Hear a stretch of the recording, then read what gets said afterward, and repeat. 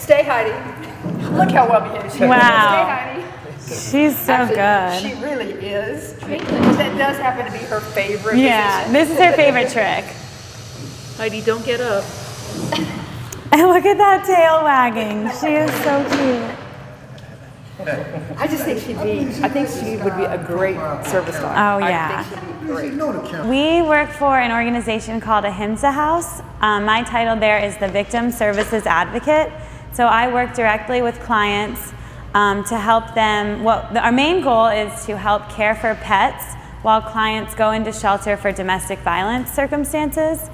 Most of the shelters in the United States don't allow you to bring your pets when you go into shelter.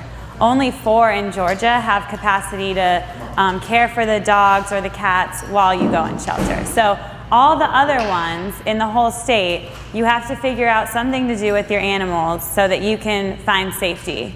So a lot of times what people turn to is, abandoning the pet, or they ask a friend or family member to care for it. And a lot of times it gets lost in the shuffle, or it's not prioritized like you would care for your own animal. And so our founder was actually a girl named Emily, and she was in that situation. Not too long ago, about 10 years ago, Emily left an abusive relationship with her cat, and her friend had been caring for the cat, and by the time that Emily got out of shelter and was back on her feet in her own apartment, the cat had been lost. So it just broke Emily's heart. That was her beloved cat, and she thought that no one should have to decide between their own safety and the pet that they love. So she created Ahimsa House, and we can help care for pets for up to 60 days while people go into shelter, get help getting housing, employment, getting moved into an apartment on their own, basically get your life started again. So that then you can be reunited with your dog or your cat, and then just go on with your life without this violence in your home. So that's sort of what we do in a nutshell, but obviously every client situation is really different. So I've been mentioning dogs and cats, but we've also, in the last 10 years, we've served a huge variety of different animals. Every sort of reptiles, snakes, birds, even as big as horses, some goats. What else have we had? We had sharks. Someone called about a shark. So we really try to help everyone with any pet that they may have. We also don't have a limit, so we have no capacity to our program, which can make things a little difficult, but we try our best to find a place for them to go. It's only 2 months, so we work with veterinary offices, boarding facilities, and then we have a huge network of volunteers who actually serve as foster homes for us. So we're always looking for volunteers, so keep that in mind later on. You already have this awesome experience training dogs, and we would love to have you all as foster homes for us in the future. Well, we also run a 24-hour crisis line, so when somebody is ready to leave or they just need someone to talk to about their pets and their situation, they can call us at any time, and we're always available. Usually we can help them at any time of the night. It's a little bit difficult, but especially in the metro area, we have a few vets that are 24 hours that are willing to help us. We also do legal advocacy. We help with getting pets included on protective orders. Right now, pets are not allowed as their own separate entity on a protective order, so we kind of have to list them as property, like a refrigerator or a stove or a car, just because we know that they are a huge barrier in leaving, and we also know that they're a tool that's often used against the victim. There's been several instances where we had a rabbit in we had a family in South Georgia that had a dog and 2 rabbits, and the husband actually called the family into the living room for a family meeting and broke one of the rabbits' necks in front of everybody and said, "If you leave, this is what I'm gonna do." And so when he went to bed, she packed up the family and everyone left. So we have instances like that. We had a lady who entered shelter in North Georgia, and her puppy got really, really sick. And we took him to an emergency vet, and he was given about a 50% chance of survival, and it was found out, he survived, but it was found out that he was poisoned with rat poison right before he left the home.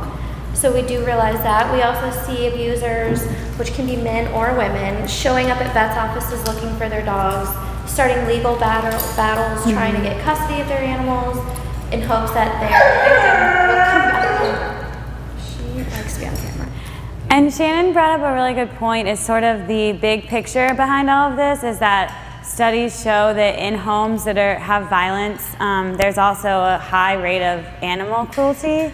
So there's this link, you know, where there's animal abuse, there may also be domestic violence, and where there's domestic violence, there may be animal abuse. So some of the work that we do is, you know, educating community programs about that link, you know, doing some trainings like this, but also talking to veterinarians, and like, if this is something that you see within the pets, maybe it could be happening within the family as well.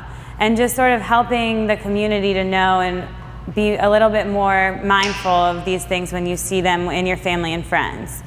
And when animals do come into our program, we can get them the medical attention that they need if they have been injured themselves or neglected, or get them up to date with vaccinations, spayed or neutered, so that they can live longer and be healthier, and just, you know, put them on this track to really have a successful life once they're back with their family. We don't breed discriminate. We know that a lot of places that we work with won't take pit bull breeds or German shepherds or what they consider bully breeds, and we don't discriminate, and we don't discriminate based on the animal's aggression either. Because we have had animals that have come in that are highly aggressive, really crazy, and as soon as they're out of the violent environment, a couple weeks later they're fine and they're big babies and they never had any other problems. And we've had several clients who their dog actually laid on top of them when they were being abused and saved their lives in some of the cases. So we know that they're friends, we know they're family members, and they can also be lifesavers. And we just don't want anybody in the state of Georgia to have to choose between their life and the life of their pet. In our program today, we have 31, but the record for us was 40, and that was actually just last month. Before that, our record was 26. So this summer has been really crazy for us. We had more pets than we've ever had. But as I said, we have no limit, so we'll see, I guess. So as I said, my title is the Victim Service Advocate, so that means I work directly with the clients when they call the 24-hour crisis line. I'll answer the phone, I'll listen a little bit about their circumstances and what's going on in their life, what they're looking for in terms of help, or what I can provide from our service. And if they fit our program requirements, then they do some paperwork for us just about them and their animals, so that we know a little bit about the pets that are coming in, and then we will meet them somewhere. So we don't actually go to the home, but we'll get them or one of their friends or their advocate at the shelter to meet us at a gas station or a McDonald's or at a park and hand off the pets. And then from there we'll take them to a vet to get all checked out, get a medical checkup and vaccinations, like I said. And then from there, we actually put them into, we have about 45 volunteer foster homes all over the state. So obviously a lot of those are sort of in the metro area, but we have some in the corners of Georgia and some that have specific interests, like I want to foster bearded dragons, or, you know, crazy things like that, so that we know who might be the best person to go to when each specific pet comes in. So we try to move them to foster as quickly as possible, because I'm sure, as you can imagine, dogs and cats tend to do better in that home, relaxed, loving environment more than in a cage at a vet's office or at a boarding facility. So then they will stay there for up to 60 days, and at that point we'll be in touch with the client. Hopefully they're moving into their own apartment by then, or into their own home, and we can help pay for a pet deposit if that's something that would be helpful. And then we get to reunite them, and the animals get to go back to their family, which is always a really exciting day for us and for everyone, I think. We aren't a shelter. A lot of people call us thinking that they can just bring their dogs by our office, but we actually are at a confidential office location that our address isn't on our website or on our business cards or anything. So everything is spread out across the state, and like with all these partnerships that we have, so there's no one location that someone could show up and assume that their animal would be there. Our program our funding only allows us to work within the state of Georgia, so we actually had the opportunity to work with an organization based out of Alabama who she had been connected with, who was going to take her cats on and foster them from there. So it was really cool for us to get to see what some of the other programs outside of Georgia are doing and just share a little bit of our learnings so far in the past 10 years and hear about a program that's just starting to get up and running. There's a really cool organization called Operation Roger, and it's big tractor trailer trucks that travel across the country, and they will move pets for us wherever we need them. They do it for anybody. If it's for a medical reason, if it's for an organization like ours, then they're actually, they call themselves a nonprofit, but they ask for a $60 donation per application, and if they can't help you, then you're refunded the $60. It's a long process. It usually, we sent 2 dogs to California, and it took almost 2.5 weeks, but they got there for $60. So we have that. There's also calls for pilots or something along the lines of that, which we haven't used because we're not emergency really, and I guess that would be for saving an animal's life or to getting something a little bit more urgent. If they have space, they do rescue transport. They do, yeah. And we almost reached out to them. We should get them here to talk to you guys, because that's a very cool group. Yeah, it's really, I mean, and I'm sure that you guys, when you leave here, you're going to be more knowledgeable about animal things that you didn't know before you came here. It's amazing the services that are out there for people with pets or people who love pets. There's food banks for animals. There are low-cost vets. There's low-cost spay neuters. In Douglas County, you can get your pit bull neutered and spayed for free.